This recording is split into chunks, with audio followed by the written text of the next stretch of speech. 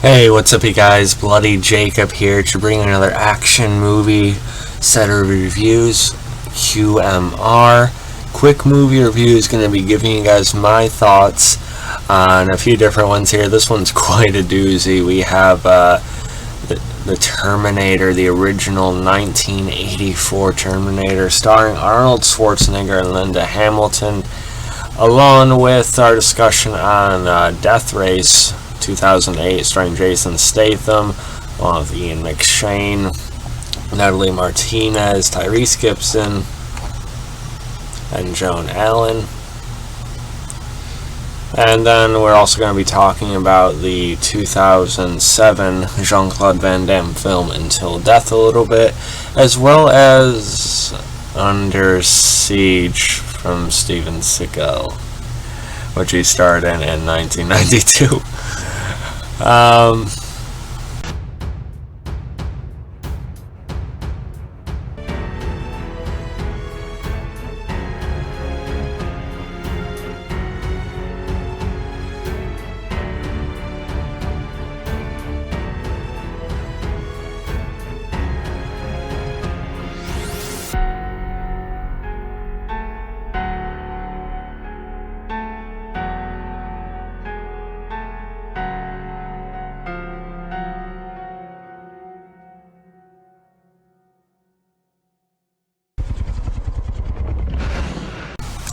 Yeah, so we're going to go into this right now. We're going to start with the obvious one, and that's going to be the Terminator, the original 1984 classic. I had a major joy revisiting this one a few days ago.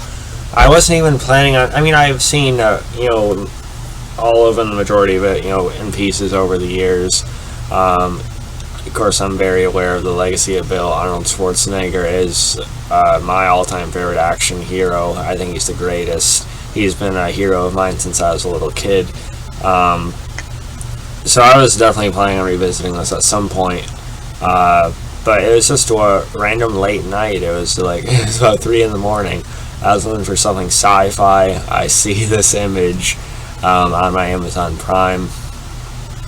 And yeah, it was very good. Looking at it again, I think you have Brian Thompson in the opening, or in one of the earliest scenes when Schwarzenegger's T-800 is first teleported to present time, and you have Schwarzenegger walk up to Brian Thompson and these other street punks. Give me your clothes now. There's Arnold Schwarzenegger impression for you. It sounds a little better in person, but not much. I think that's one of the greatest scenes in cinematic history, honestly. I really liked it, if not loved it. I got to rewatch T2, of course, Judgment Day, at some point soon. And that's generally looked upon as the best of them, and I still might go that way. And I've even watched Terminator 3: Rise of the Machines quite a bit. I didn't think Genesis was quite as terrible as the reputation has. I haven't really looked at Salvation much since it initially came out. But I think this is the original Terminator. It has everything. It's unlike basically any other film in the franchise, really. It's before it took off and became this major action blockbuster, right? It was one of Arnold's main vehicles. And it played, and saying it's not like those other movies, it plays like a, sci-fi, suspense, horror film sort of thing. And I really liked the score, the beat, and everything like that. It's so classic. You have, again, that, such a memorable Arnold Schwarzenegger exchange when he kills the punks and takes their clothes and everything. You have little bits like that when he gets turned away when he approaches the the secretary in the police station. But you have that mixed with some genuine tension and this sort of actual eeriness, and it just gelled so well, and it was filmed nicely. It was shot well. I do gotta say though, the parts that I didn't go crazy for as much as the others is kind of Michael Benet's side of things. I probably butchered his last name, but the whole Kyle Reese character, I mean, I thought he did a fine job performance-wise, but I just found whenever it was like kind of more honed in on him, I was a little taken out of it. I wasn't quite as glued to it as I was with Schwarzenegger, or even Linda Hamilton on her own. But it was what it was. It was sprinkled throughout, and the film had a nice pace, so it didn't really detract too much from it. And Linda Hamilton is very good as always. Her character definitely becomes more people know her for in the second one. In this, she's the waitress trying to just take all this sudden rush and importance in, and just do her best. But it's Kyle Reese that's sort of tugging her around and basically spouting off exposition and trying to tell her everything. She's not doing too much on her own until the climax of the movie, where she sort of embraces that final girl, survivor, type of persona. And we see what she becomes in the second one and everything like that. And obviously what they're going for, to even greater end with a new Dark Fate movie, it seems, which I'm not overly eager for varying reasons. We can talk about that when it comes out, though. But yeah, overall, there's some CG that is a bit dated in this. There's also some good practical work on Arnold Schwarzenegger, and the machine itself, when he starts getting so damaged, you see just the exoskeleton and everything like that. It's a mix of CG in certain shots where you're seeing it walking a little bit faster, and then practical when it's a little more still. It all looks pretty good, I think. It still holds up for the most part. Again, there are a couple silly shots where, again, it's cleared CG, but it's fine. I also do like these scenes we did get in the future with Kyle Reese. Those were the bits with him I did at least not mind. But yeah, overall, the Terminator 1984, it's an absolute classic. I've said that about 20 times in this video. It deserves the legacy it's maintained all these decades. And I'm giving it a 91%. It was just a treat. So yeah, and next we're going to be talking about Death Race, 2008. Starring Jason Statham, Tyrese Gibson, Ian McShane, Joan Allen, and Natalie Martinez. This is sort of a kickoff to a Statham investment I made recently. I've seen him in a good amount of movies over the years. The Expendables films, the Transporter films. I think I remember seeing the first Crank. Oh yeah, In the Name of the King, I actually didn't mind either. I gotta look at that one again. Personally, anyway. One of Uwe Boll's only good at all films. But we're not here to talk about that right now. But Death Race, of course, it's had a few different versions over the decades. I haven't really seen much of the other ones, personally. But this is basically a part of my Statham investment. I bought this, Parker, and Safe recently. And this is why I kicked it off. I'm watching it, in order of release dates and everything. And I gotta say, I enjoyed it. I thought it was pretty good. A wee bit better than I expected. I thought Jason Statham gave a pretty fine performance in this. I think probably the most well-acted scene in this movie is the scene between him and Ian McShane, who is good in everything from Deadwood to one episode appearance on Game of Thrones. Where he talks about his wife and how he always kind of seen himself ending up here, and she was like, she and the kid were his chance, for something else, something better. It's sort of like a typical sort of setup for our protagonist kind of character in the situation, but I still thought it clicked well, and Statham's sort of just sort of way about him in this movie I thought worked really well with that as well. I also like Natalie Martinez, who I quite liked on that canceled show Under the Dome. I would like to see her get some bigger roles again at some point. I thought she was a fun presence here as well. And you have Joan Allen as the warden. I thought she was good as sort of our main villain. She has sort of that right, sort of steely yet slightly seductive demeanor, I guess. Tyrese was, fine. He was find a contributing factor to the film's proceedings, I guess. I do gotta say though, like, one of the issues I had with the movie was how fast some of the editing was. It was pretty choppy, pretty much from the first scene onward, at least when I got to the racing bits anyway. I just thought it was a bit much at times. I mean, I get what they're trying to do. They're probably trying to sort of immerse you in that frantic, sort of rushed nature of the contestants and everything like that. But I could have used some, more slowed down, or at least kind of more one-shot type of moments. I think that were actually added to the film a little bit, or just some more creative, angles and ones that weren't cut away from the next second. So that bothered me a little bit throughout the movie, and it is fairly predictable, but I still enjoyed it. There are some, a couple, good deaths in the movie. I did watch the unrated version, by the way. And it has a nice ending, an unexpected ending, but a good one nonetheless. And I gotta say, Statham gave a pretty good performance. I didn't mind him at all. He purposely chose not to resort to martial arts in the actual physical fight scenes that were in the movie. He didn't want to make it seem too much like the transporter flicks, which I get. But the fight scenes that I think are adequate. They're not like mind-blowing, but they're also not the point of the film either. They're good. My brother Andrew, he kind of tried to compare it to Fast and Furious, but I said, well, I think it's actually better than the the past couple Fast and Furious movies, if we're being honest, both for its focus on actual racing and just as a movie in general. I found this to be more engaging. I was pretty engaged with this throughout. A couple bits here and there, but in general, I thought it had a pretty good fast pacing that fit the nature of the story that they're obviously going for. So if I had to rate Death Race 2008, I'd give it, I'm thinking about an 86%. I did quite like it, actually. I have the Blu-ray right here. Don't really regret it at all. I actually could like it even more upon a day or so to think about it. Who knows? But yeah, so Death Race, I actually quite liked it.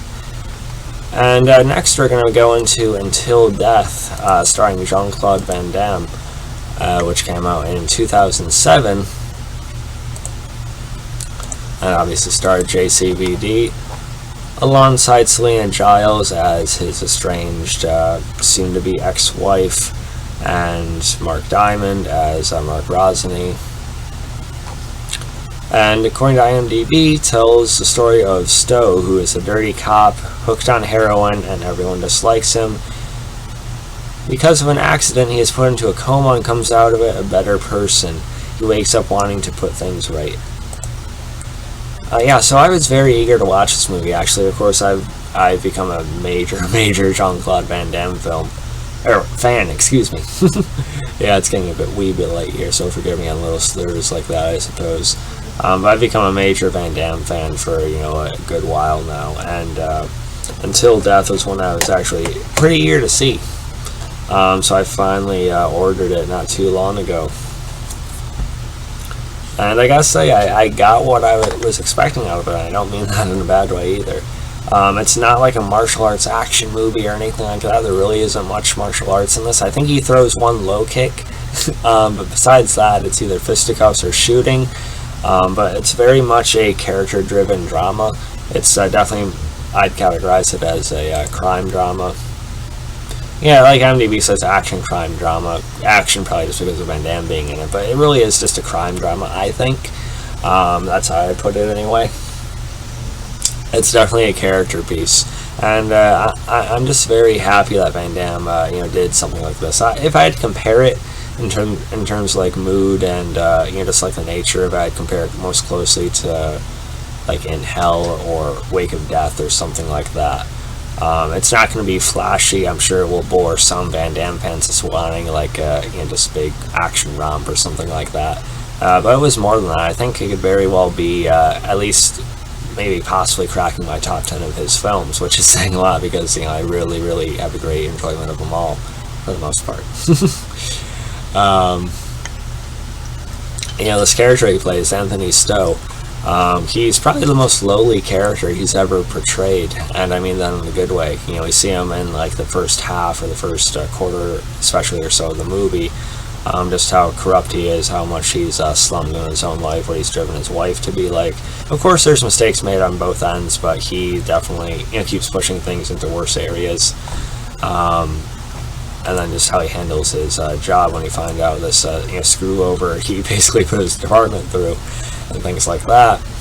And then when he eventually does come out of this coma after this accident, Van Damme handles it really, really nicely. I think it's one of his best performances. I actually think Van Damme is a underrated actor at this point. People don't talk enough about his performances in this and other films, and that's probably because I haven't even seen him. This is one that not a lot of people talk about at all, and it's never really brought up. Just because I don't think people really tend to dive into the catalog of action stars like this. They think all you need to see is like Hard Target or, you know, Universal Soldier, those bigger actioner ones like that. You know, which are good too, don't get me wrong. But this one definitely has a good amount of depth to it. There's actually a few different endings to it. There's the American released one, there's a European one, I think there's, I don't know if there's a Spanish one or something else. I actually prefer what's listed as the European one. It's actually the one you can read about on Wikipedia.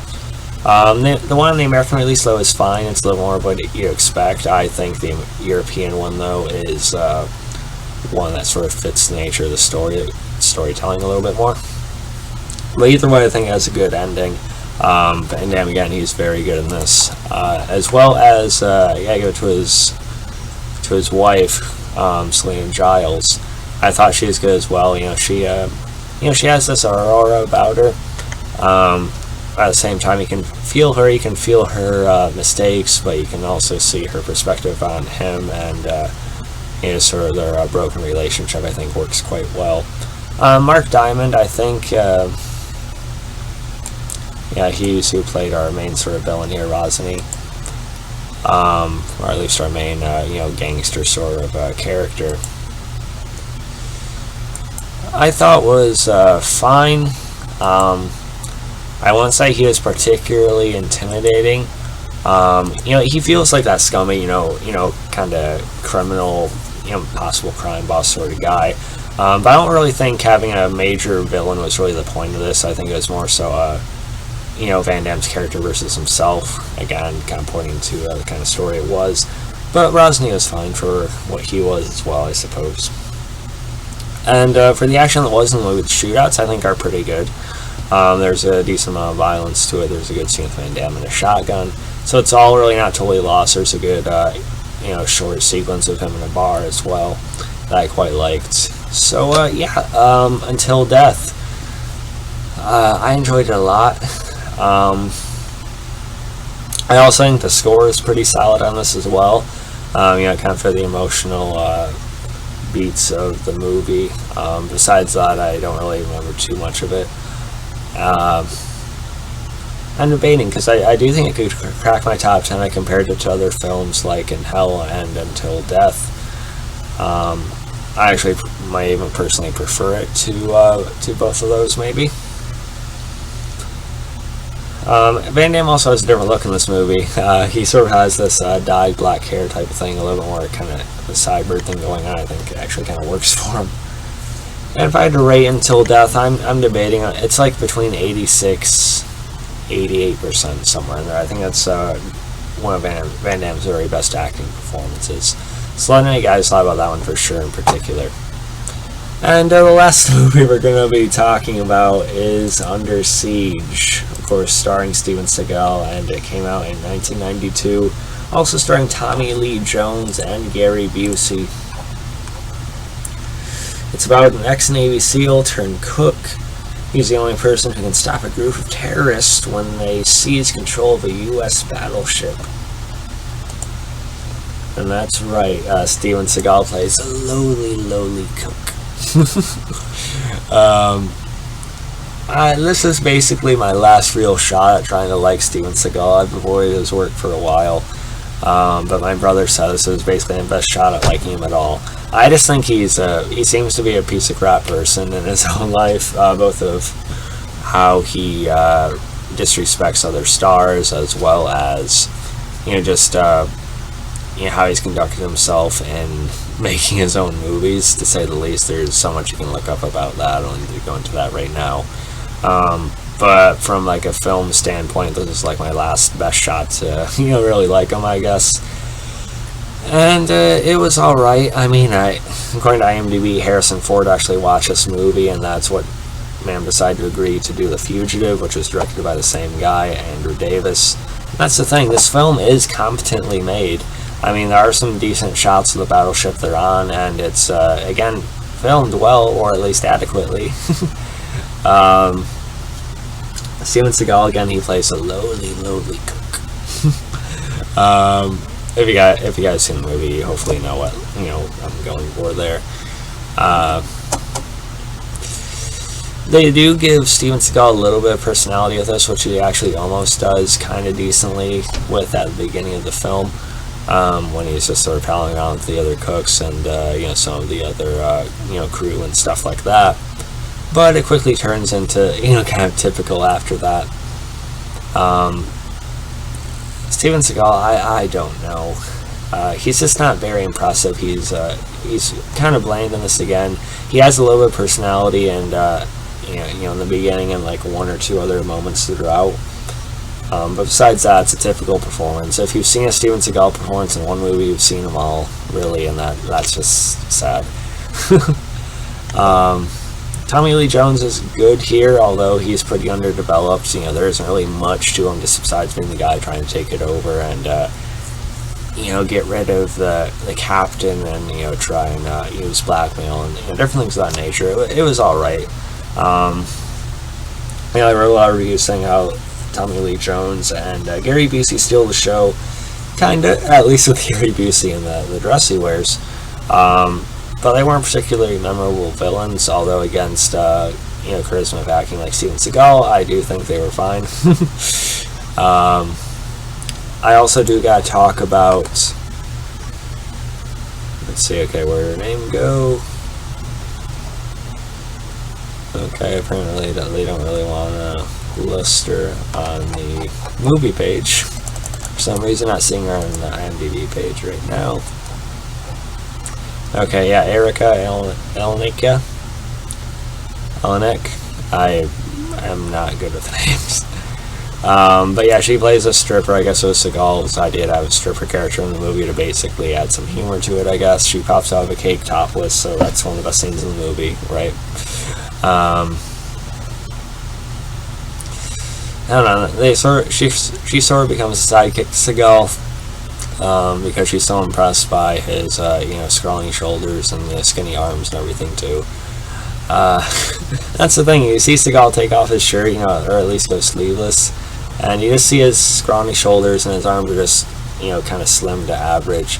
It's like, did he work out at all? I mean, it's not as hilarious as some of his running scenes in other movies. But he seems to have made no effort, and I see where that's gotten him these days. He's a stall, and there's not much to him. And then you get to his fight scenes, and there's a couple decent, shootout type moments, I guess. And his final fight with Tommy Lee Jones could have been good. This is like the make it or break it moment, I guess. And the final fight is pretty, I don't know, just there, I guess. I mean, they use knives. They go for the whole Aikido thing. It's this whole big sequence with that. It just comes across silly to me. I mean, like I said before, my Submerged video, in the last QMR, I just don't find his fighting style very entertaining on screen either. And unless it comes across again a little silly to me, because they keep going at each other with these knives, like back up, and you see Seagal's going close the whole time, I don't know. It came off like a dance and a mix of slap fighting, basically. It just did not really work for me. And Tommy Lee Jones' character's death for the villain of the movie, it was, pretty, just happens in a blink of an eye when something happens, and it's not really that memorable at all. And I barely even remember how Gary Busey died, so There it is. Again, it's a competently made movie. I think it could have been something with a better lead star. If this, I heard like a rumor that Jean-Claude Van Damme was actually going to star in this ironically at one point, which would have been great. But he apparently turned it down because he was working on Universal Soldier instead. Fine by me. Not sure if that was true or not. I could have also seen someone like Arnold Schwarzenegger starring in this and making it a more memorable flick than it was. But it didn't. We had his Seagals, and this is like his biggest and best film, and I can't say I'm not impressed. So my curiosity about Steven Seagal is mostly gone at this point. Mostly. I'll probably morbidly watch another movie of his eventually, but he's kind of a waste of time, at least for me. So if I had to rate Until Death, I'm giving it, I'll be fair, I won't give it a fail. I'll give it like a 71, 72%. That's as high as I'm going. Better than Submerged, but not really much to do with him. So let me guys thought about all of these movies. You can follow me on Facebook, Twitter, Instagram, like, subscribe, and I'll catch you guys next time. Peace.